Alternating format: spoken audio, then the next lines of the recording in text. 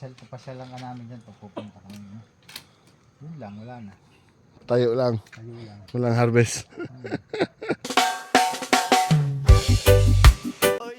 Good morning mga kagulay. Kasama ko si Kuya Edgar ngayon. Papunta kami DRT Bulacan. So, ito, biyahe muna tayo. Woke up to see one great morning.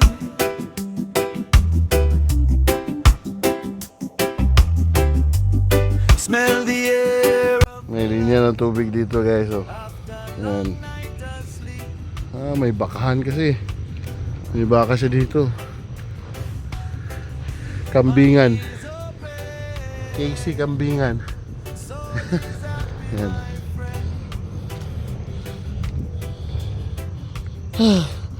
Yun, greenhouse isa. Great morning to see this beautiful creation given us free. We take this all free. Oh, with great morning to see this beautiful creation given us free. We take this all free. Oh yeah, oh yeah, oh yeah, oh yeah. One great morning, traveling around freely.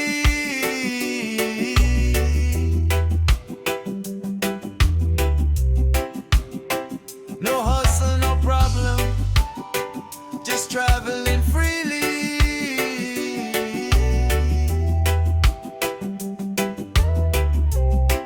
Just traveling happy. Yan yung mga pinagkanuhan ko dati. Pom. Oo, pom. Nakapag-harvest naman ako niyan. Apat na ano, naibenta ko naman. Ito ponggok. Hindi ko rin. Yung init. Ang init ako dito. Ang init yung unit dyan ko. So after ko na interview si Sir guys, ang caretaker ni Sir, kasi si Sir nasa Amerika. Ayan, so kinontak niya ako kung pwede ko bang ma-rescue ang greenhouse nila. Syempre, initial site visit tayo dahil malayo. Initial interview, tanong-tanong kung ano mga practices nila, at nakita ko din ang mga problema at inire-raise ko kung ano ang gagawin para makapag-harvest na sila. Kasi since last year, June, August, yung complete turnover nito, wala pa silang magandang harvest. At syempre, pag walang harvest, walang income. So yan. So definitely, sa mga setup namin na ganito, isang buwan pa lang nakapag-harvest na ang client namin. Kahit gaano kalayo, Luzon, Visayas, Mindanao, pinupuntahan namin. Yan, abot tayo ng mundo. Okay, so check up tayo dyan guys. Tanong-tanong ulit. Maraming interview yan. Parang nasa ABCBN si Sir, ini-interview natin with Boy Abunda. Joke lang. So, ikot-ikot ulit kami dyan. Kunwari, mahalagang importante yan. Dahil ang setup na to ay, nako, hindi biro guys. Mahal ang setup na to kasi ang greenhouse na to ay hindi basta-basta. So, chinek natin yung water quality niya, yung mga pagmimix niya. Yan, yung mga makers niya dyan sa tubig. So, nakita din natin may problema sa tubig. Hard water. Yan. So, hindi lang po hard water. Nakita niyo po yung greenhouse. Hanggang ilalim yung UV plastic.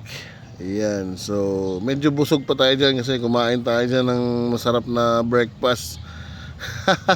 Sarap. Ang sarap mag-breakfast pag umaga guys. So, yun. Interview ulit tayo.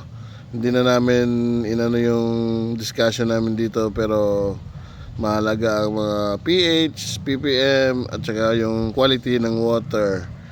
Ayan. So usually may mga problema dyan, pero hindi naman yan buong problema. Marami talaga tayong iibahin.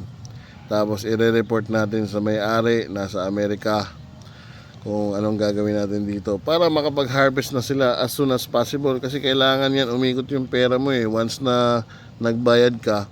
Syempre may ROI yan, hindi man lang isang taon yan, Pero at least tumatakbo na yung income generating na dapat yan. Okay, so yun lang at ikot-ikot pa tayo ulit. Nanghuli kami ng manok dyan.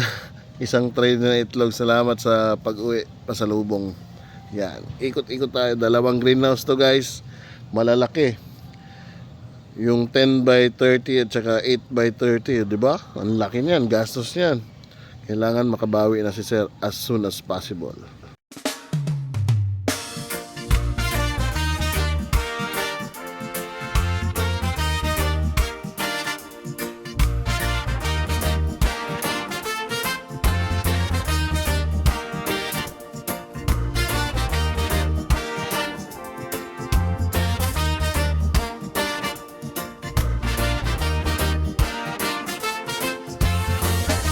Woke up to see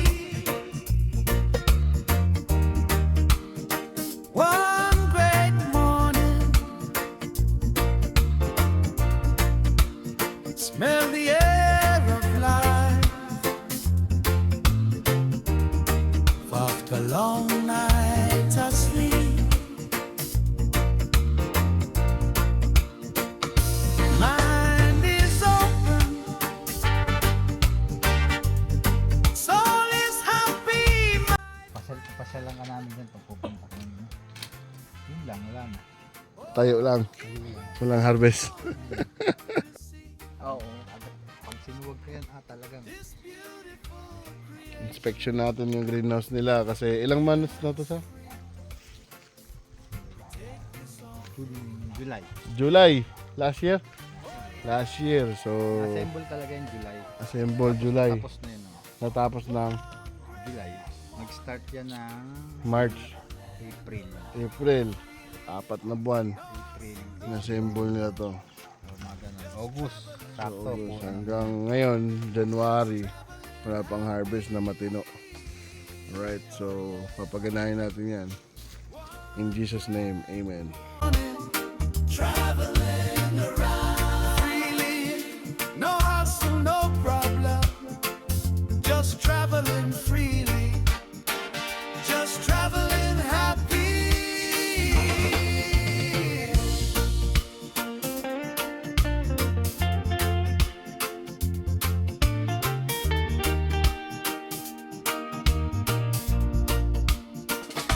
Woke up to see one great morning. Smell the air of life after a long night of sleep. Mind is open. So after ko ma-inspection guys, matanong si Sir ng mga mahalagang bagay, sinasabi ko sa kanya, we will try our best, we will improve your greenhouse, and we will do something para makapag-harvest na kayo at para makapagbenta na at para meron na kayong income. Ayan, so maraming salamat dahil ako ang napili nyo. Marami naman mga iba dyan pero ako pa rin ang napili nyo. Gagawin ko ang lahat para mapagana ulit ito, ma-improve yung taniman nyo, and makapag-income na kayo at happy-happy na tayo lahat. So may mga greenhouse dyan na hindi na gumagana, message lang kayo sa akin, huwag kayong mahiya. Tapos babaguhin na natin at para makamove on na tayo, makapag-happily farming na tayo guys. So peace lang tayo dyan sa lahat. Amen. Nagdanan ko yan. Nanunungag.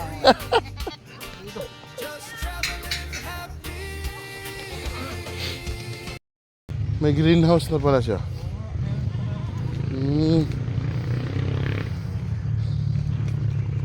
Ang laki ng lugar niya, no? Kaso pababa. Pag ano, no? Okay. Bali guys, may set up na siya. Siguro ang ano dito, papaganahin na lang siguro to. Wala kami, dami nagmumotor dito. Umagang umaga. Sama ko ngayon si Kuya Edgar. Kuya Edgar, kaway-kaway.